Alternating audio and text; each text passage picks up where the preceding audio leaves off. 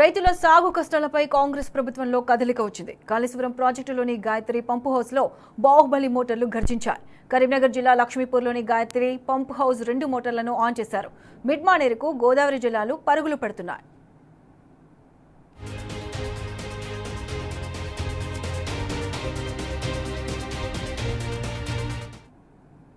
ఇదే అంశానికి సంబంధించి పూర్తి అప్డేట్స్ మా ప్రతినిధి వేణు అందిస్తారు. వేణు, చెప్పండి, రైతుల సాగు కష్టాలపై కాంగ్రెస్ ప్రభుత్వం ప్రాజెక్టులోని గాయత్రి పంప్ హౌస్ లో 2 మోటార్లను ఆన్ చేశాయి. దీనికి సంబంధించి పూర్తి అప్డేట్స్ ఏంటి?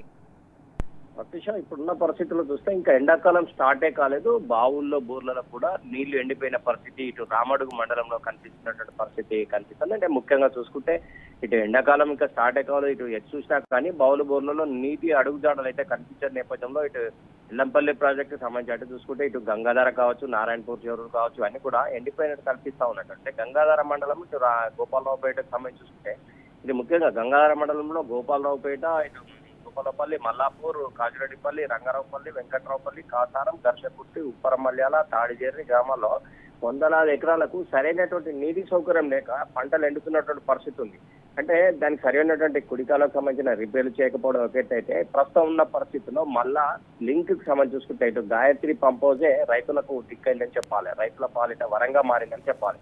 ఈ నేపథ్యం అంటే ముఖ్యంగా ఇంకా ఎండాకాలం స్టార్ట్ కాలేదు, పంటలు ఎండిపోతున్న నేపథ్యం. ఇంకోవైపు ఈ కెనాల్ అంటే ఈ వరదకాలం పంట పొలాలకు కూడా నీరందని నేపథ్యంలో ప్రస్తుతం ఇటు గాయత్రి పంపు ద్వారా 2 పంపులను రిలీజ్ చేశారు. ఇది కూడా కాళేశ్వరం సంబంధించి ప్యాకేజ్ లో భాగంగా ఇది గాయత్రి పంప్ హౌస్ అని చెప్పొచ్చు, లక్ష్మీపూర్లో ఉంటుంది ప్రత్యూష. అంటే ఈ నీరే ఈ రోజు రైతులకు ఒక వరంగా మారిందని చెప్పాలి. ఎందుకంటే పుట్ట దశకు వస్తున్న నేపథ్యం, గొలుసులు వేస్తున్న నేపథ్యంలో పంటలు ఎండిపోతుంటే కూడా ఈ గంగాధర మరియు గోపాలపల్లి మండలాల్లో మాత్రం చాలా ఇబ్బందులు పడుతున్నారు రైతులు ఇక్కడ మాత్రం. ఎందుకంటే పశువులను కూడా మేపుతున్నటువంటి పరిస్థితి మనకు చాలా చోట్ల కనిపించింది. బావుల్లో అయితే నీరు లేదు, బోర్లు కూడా సైడ్ బోర్లు వేసి స్ట్రైట్ వేసినా కానీ నీళ్లు రాని నేపథ్యంలో రైతులు తీవ్ర అవసరం పడుతున్న నేపథ్యంలో గాయత్రి పంప్ ద్వారా వస్తున్న నీటి నేపథ్యంలో మొత్తం కనిపిస్తుంది.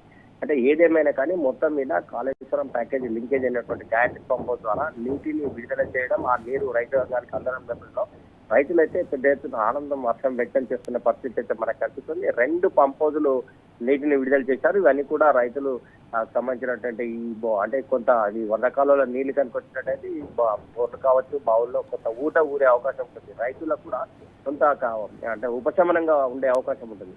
ఏదేమైనా కానీ మొత్తం మీద అయితే ప్రస్తుతానికైతే గాయత్రి పంప్ హౌస్ ద్వారా 2 పంప్ హౌజులు వచ్చిన నేపథ్యంలో విడుదల చేసిన నేపథ్యంలో రైతులు తీవ్ర అంటే మనోవేదన వ్యక్తం చేసిన నేపథ్యంలో ఒకేసారి గాయత్రి పంప్ ద్వారా నీళ్లు వస్తున్నది మాత్రం చాలా ఆనందం, హర్షం వ్యక్తం చేస్తున్న నేపథ్యం అయితే స్పష్టంగా కనిపిస్తుంది. ప్రత్యూష.